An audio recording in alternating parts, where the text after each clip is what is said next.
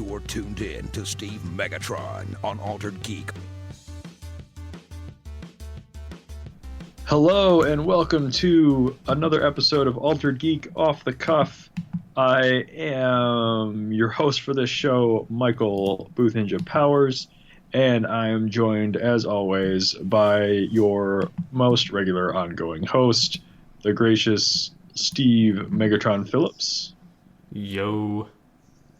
On this episode, I thought it might be fun to take a stab at sharing our thoughts on customer service, both good and bad customer service experiences that we've had. And right before we started recording, I posited the question of I would like to see what the listeners have to say about this in our comments and whatnot. So you go into a customer service call, you have your expectations for what you are hoping to accomplish, right? So if you are able to get the desired outcome, regardless of what you have to go through to get it, if you get the desired outcome that you wanted, does that ultimately make it a good customer service experience? Or is there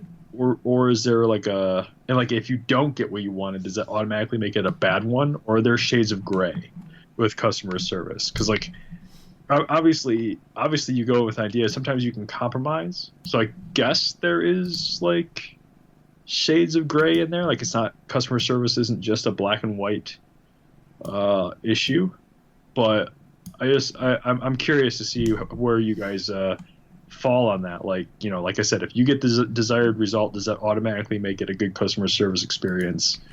And is it only bad if you don't get what you want? So I guess kind of early, just let us know what you think about in the comments on that one. But Steve, do you want to share I don't know, do we want to start off on a negative note and go to a positive note? I can kind of jump into one which is kind of amusing to me, and it's kind of positive and negative. I was conversing on social media, as I usually do when I complain, because I know that I'm not shouting into a wind chamber. Somebody's going to be listening. I was sitting around on New Year's Eve, and I complained on social media, and I believe my original tweet had something to the effect of I was complaining that Domino's, because I really wanted breadsticks. Oh, and I saw these tweets. And they don't carry regular breadsticks anymore. They have these bread twists, and then they have some other thing. It's not their breadsticks they've had since they remarketed themselves, reinvented themselves. Is it the Parmesan bites? I love the Parmesan bites. It's the Parmesan bites, but I feel like I'm eating Little Caesars Crazy Bread when I eat that. Okay. And to me, I could spend half the price and get the same thing at Little Caesars. I mean, they're not little bites, but it's still the same thing to me. Right. And I didn't know that they quit selling the breadsticks, because to me that was my main thing to go there for. I love the breadsticks and I love the pizza. And I was we'd put the kids to bed, and my wife asked me, she's like, what do you want to eat? And I says, I want some breadsticks. And she's like, no, what do you want to eat? I says, I want some breadsticks from Domino's. And so she's looking online, and I'm looking, and I'm like, she's like, they have bread bites. And I says, I don't want bread bites. I want breadsticks. And so she ends up going to Kroger in the frozen food aisle, buys me a box of breadsticks, brings them home. I have them cooked in 5 minutes, and they're in my stomach after that. So it hit the spot. It was good. I could have ate more, and it still didn't taste as good as the Domino's breadsticks that I was wanting, but it filled that need. And so I complained on social media and said that, I'm a little disappointed that I had to go to the frozen food aisle at Kroger because Domino's doesn't sell breadsticks. And they followed up with a tweet like 2 days later. Like, I didn't even expect to get an answer. I just tagged them in it because Well, yeah, that's what you do. That's what you do. tag It's Twitter. Yeah. And so I didn't expect to actually hear anything. And they tweet me 2 days later and they're like, send us a DM with your information and we'll work with you. And I'm like, I didn't even buy anything. Like, and I was a little confused. I'm like, I didn't buy anything, and they're willing to work with me. And so I give them all their information, and I'm like, just so you know, I just to preface this, I didn't buy anything. I was just upset that you don't sell breadsticks anymore. And they're like, thanks for your info. We've reported this to, upper management and blah, blah, blah. And so they're sending it to somebody higher up for more review. I don't know. I never got anything back, but I was like, wouldn't it be cool if I got free breadsticks or like free, like, gift cards or something, like $20, just something. I think it would be hilarious.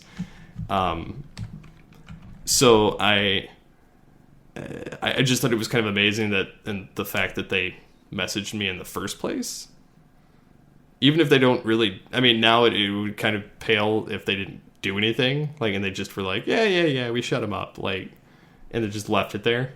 But I would be interested to see if they actually go on with this, and I will update if they do send me a message. I've still got the DM channel open, but it's just funny to me.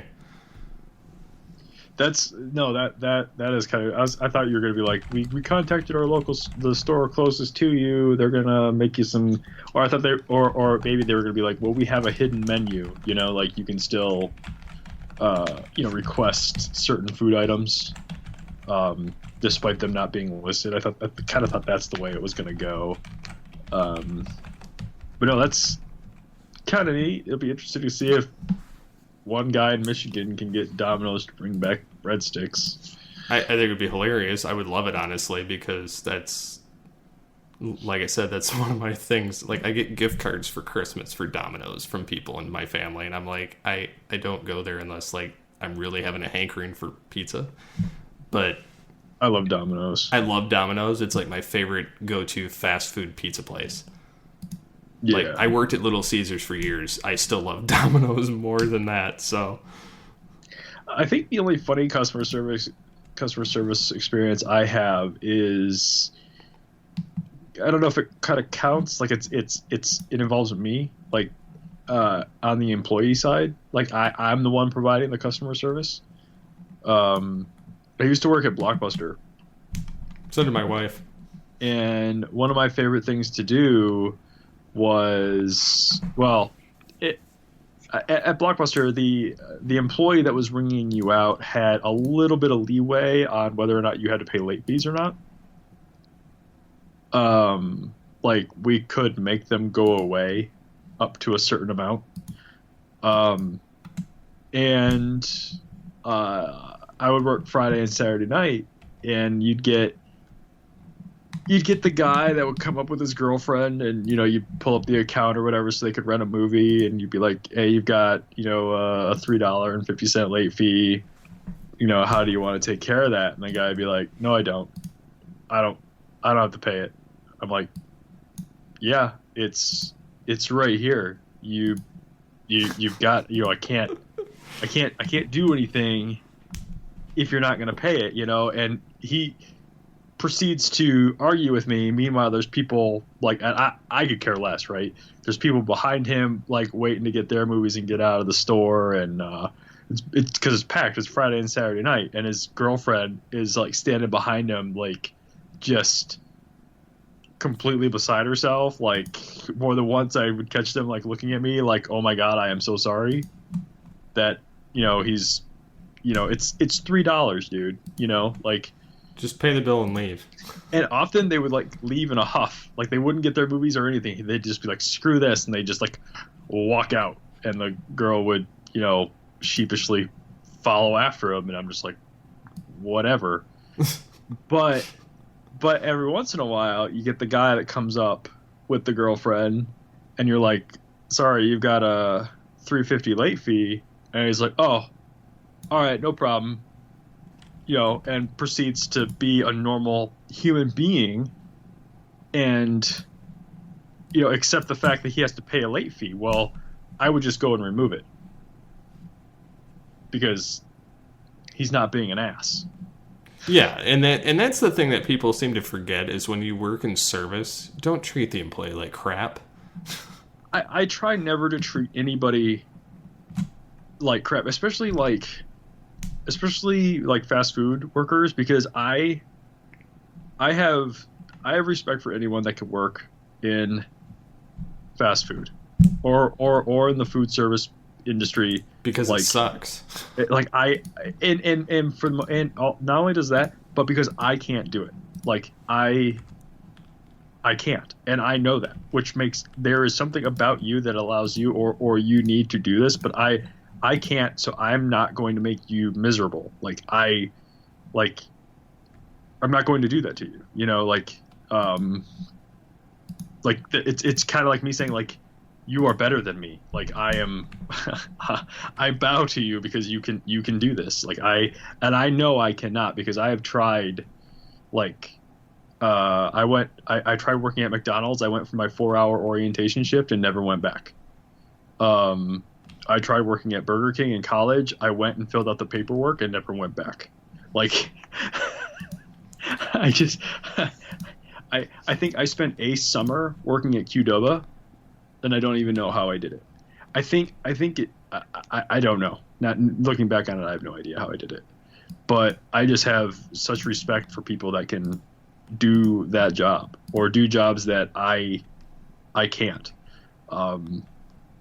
But yeah, that's just kind of my funny customer service experience. It was my way of just sticking it to a dick. And the flip side of that is, whenever I go to rent a movie, if I ever do, I have not rented a movie in probably over 2 years.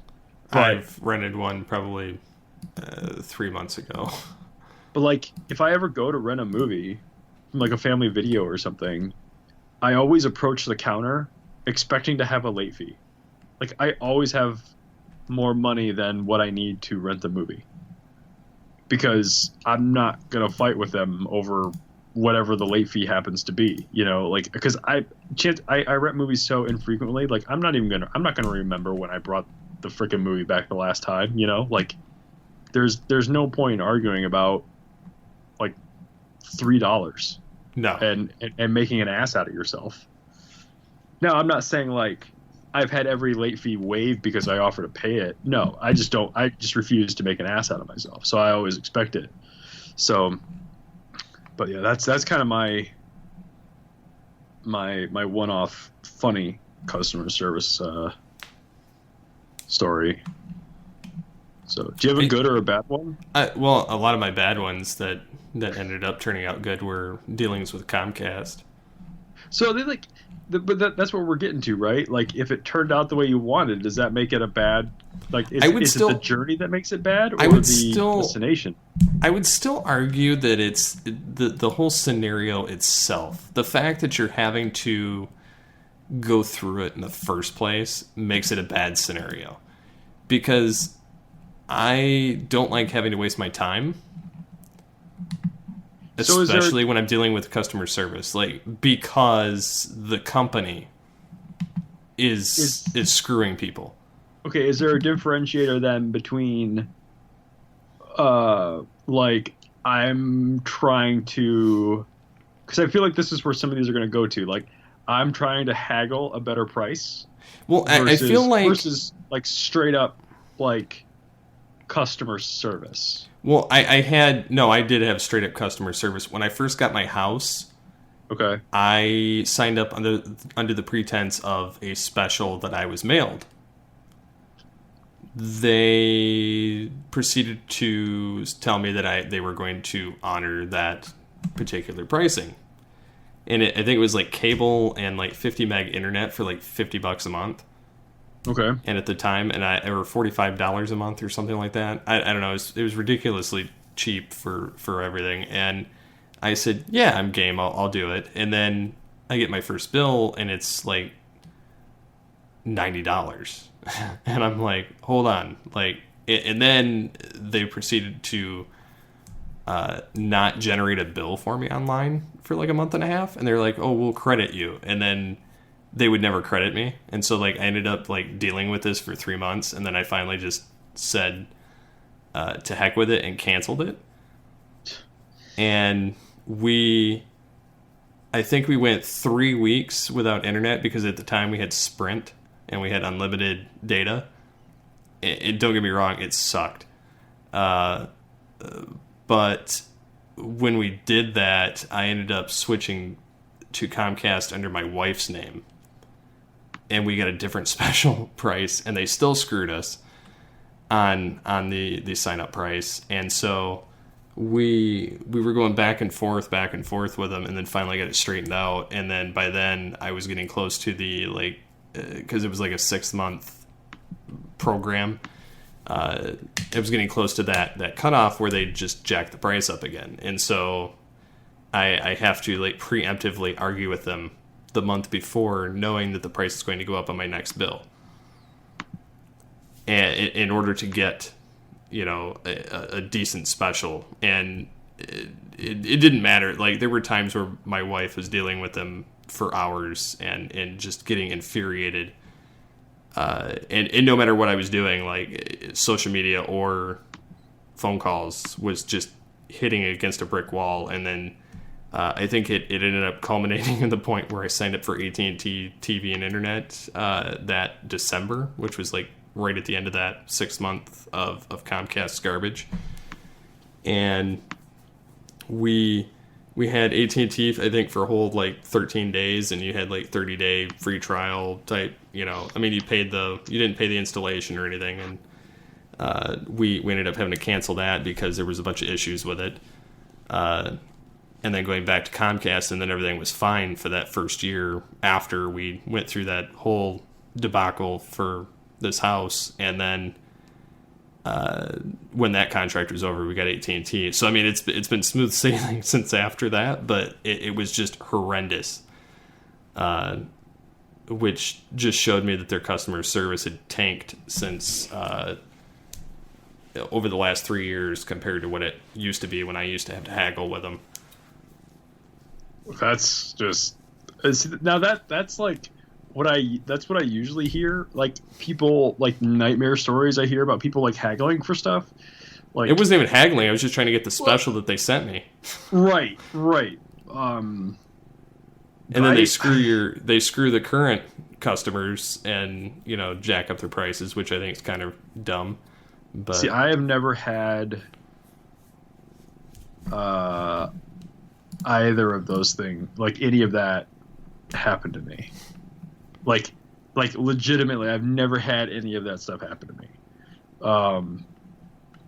I think I guess like my worst customer experience, I've got two. I've got one that's like kind of bad, and then I've got one that's like that is now that you brought that up, is probably the one that I can think of that is like just the worst customer experience.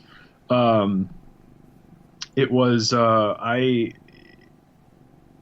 when my wife moved in and I moved into our first house, I signed up for AT&T Uverse because they had the fastest internet I could get, which I think was, I want to say 45 megs, I think. Yeah, 45 is as high as AT&T goes. There's areas where they go over that. I've had the faster one. It really depends on how close you are to their hookup. But it was like 45, and I was paying like $60 a month or whatever for it. And my promotion was coming up, and I just wanted to have a conversation with the salespeople, and I called them up. And I said, listen, I know my promotion is over in about, I think I was like 2 weeks from it ending. I was like, my promotion's over in about 2 weeks. I'm just wondering what I can do, see what I can do about extending the promotion. You know, I don't have a problem with the price or the speed. I would just like to extend it for like another year if I could. And the person just flat out said, I can't talk to you about any promotions because you're currently in a promotion. Yeah, I've had that scenario happen multiple times. And I was like, all right, we are done here. And I called, no. What was it? Maybe it was 25. Because I know whatever it was, I called Comcast and they blew me away. So I called. I had 25 meg internet from AT&T. Was the fastest I could get. So I called Comcast. And I said, listen, this is what's going on. This is what I've got now. This is how much I'm paying. What can you do me for? And they're like, well, we can do. The guy went away for like 2 minutes and he came back and I was like, I can do. I think he said I can do 30 meg for $30. And I was like, okay. He's like, I'm like, that's both faster and cheaper than what I'm paying for right now. And I didn't even name my own price. I just told him what speed I was looking for, you know? And so I was like, okay, you got me. Like I went with Comcast after that. And they didn't F anything up. I even called like within my 30 days and had them change it to one of those plans like you were just talking about, where it's like you get the phone and the internet for $50. Mm-hmm. But I used it from my sister who lived around the corner from me. Got it for her in the mail. Like we were in the same subdivision. She got a flyer in the mail that I didn't get, so she gave it to me, and I told them that I got it in the mail. And I had to make a couple calls. Like I got like a direct line to some guy down in Detroit, or like Troy. Oh, nice. And he set everything up. Like, just, you know, he made it happen. He was like, can we get pictures of the flyer? Because for some reason they didn't believe I had the flyer or whatever. I was like, here you go. Just gave them everything that they wanted, and I ended up with that.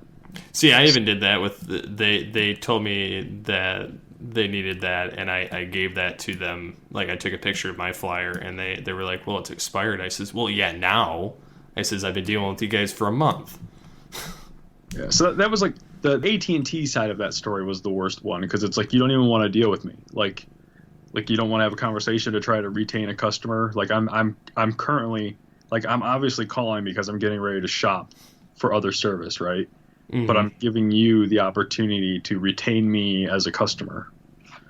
The one thing I've always wanted to say, and like haggling over price with like an ISP, is I've always wanted to go. I always want to be like, well, you know what? I can either leave, I can either not pay you like $150 over the next 2 months, so that I can leave and then I'll come back and get one of your promotions. Because like down here, the provider I have right now, you have to not be a customer for 2 months in order to qualify as a new customer. And I can't sign up under my wife's name because it's logged to the address. Mm. So, and I've always wanted to be like, well, listen, I'm going to switch to Spectrum, and I'll deal with slower internet for 2 months, and then I'll just call you guys back and get one of your specials. So you can either keep getting money from me, or I will just go with another provider until I can give you less money.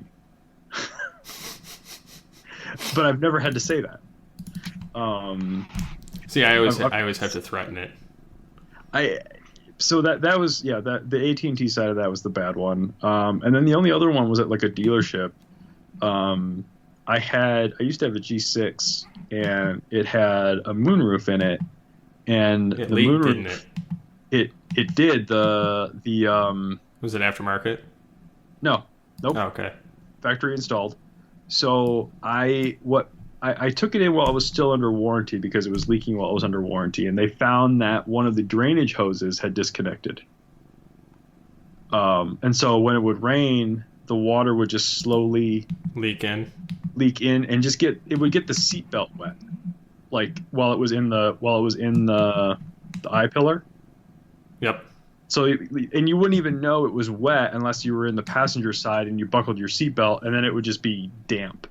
Okay, so it wasn't like it was flooding the car or anything like that, but it's still leaking, right?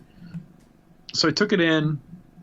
Car was still under warranty, so they fixed it. Okay, and then I think it was like a year later, maybe 2 years later, like it happened again. And so I went in, I pulled into the dealership and I said, listen, I brought this in when it was under warranty. The same issue happened when it was under warranty. You guys fixed it when it was under warranty. The problem has returned. It was the drainage hose had come off. Can you, fix it for me? And they were like, well, it's $100 to diagnose it. And I'm like, I just told you what it was. Like, can you fix it? And they're like, no, we have to diagnose it first. And I left. I went over to my dad's house because he's got a mechanic's garage, more or less. I went over to his house. I ripped the ceiling panel down from my car and just hooked the hose up myself. Like, it took me, I spent more time trying to get them to take care of it than it actually took me to fix it. But that's because I didn't want to deal with it. But so that was like, before we actually started recording, that was the only bad customer service experience I could think of. Because I generally end up, like, I think it's more, for me, I feel like it's more the outcome than the journey. And I think it has a lot to do with how frustrated the customer service representative makes you feel, right? Like they're, I just, what brought this whole thing up was, I think this goes like in my all-time best customer service experience personally for me, was what actually brought up this topic. I recently had an issue with my brand new MacBook, and I'm like, I forgot. Like, sometimes when I go in some places, I forget how hard it is to act dumb. I mean, once the rep found that there was something that she was actually able to do, like, her attitude even changed. I was starting to, like, I was getting just kind of really irritated because I was getting ready to just blast it, like, everywhere. Like, that's ridiculous to manufacture a computer in such a way that you cannot replace a key without replacing the entire top part. You would think it'd be like a quick fix. But I've had other, like, positive experience with Apple before. Like, I remember I brought my 3GS in. Like, I was just down at an Apple store looking for a case, and the Apple store guy that was helping me, like, look at the cases, like, saw that I had a micro crack on my 3GS, and he just swapped the phone out for a brand new one. Nice. Like that's why, like, I keep coming back. That's why I'm willing to pay what they want me to pay for their stuff, is because I've gotten experiences like that. Like, this is literally the worst Apple experience I've had, like getting the key replaced on my MacBook. But at the end of the day, it also ends up being like one of the best ones. I have tons of good customer service experiences. So, like, I guess if this one has to go down as a bad one, it's a pretty good bad one. So do you have a good one? So you shared the bad Comcast one. Well, I would say the Domino's one's kind of good. Oh, that's... You know any other ones? Not really. I had one. I've got one. Just one real quick last one, and we can probably wrap it up. I would say Amazon stuff, like when I've ordered something and then I don't get it, and then Amazon's like overnights it to me, and then, Yeah. I would say that's about the only good customer service I've ever had. So I think the best customer service I've ever gotten was honestly AT&T. I got them to activate the mobile hotspot on my phone, and allow me to keep my unlimited data at a time where their rate plans didn't have that option. Either way, like when my wife and I first moved into our first home. Again, this is our first home. When my wife and I moved into our first home, we signed up for AT&T Uverse, like I said, and then there was that really bad snowstorm in the beginning of February of 2011, like right before the Super Bowl. Mm-hmm. And so AT&T couldn't get out to do their install, and we wanted to install on a Friday, so we were going into the weekend. But my wife was taking online classes, and she had to be able to do her schoolwork. And so I called AT&T and I said, "Listen, this is what's going on. I've got Uber scheduled to come out here today, but they can't make it. They're going to come back on Monday.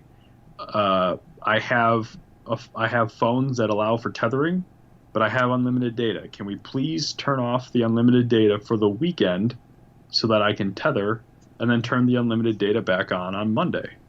And they were like, "Yeah, no problem."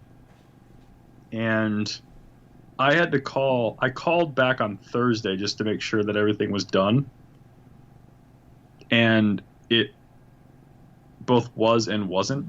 Like the flags weren't set right. Like it was, someone was working on it, but it wasn't done when I called, so they got it all wrapped up before I got off the phone.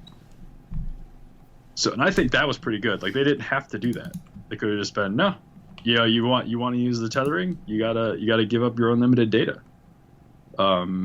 But they let me, got the best of both worlds. But I'm pretty sure, that's because, I'm signing up for your home internet service. Like it's not like I told them that I'm trying to get Comcast to come out. And so,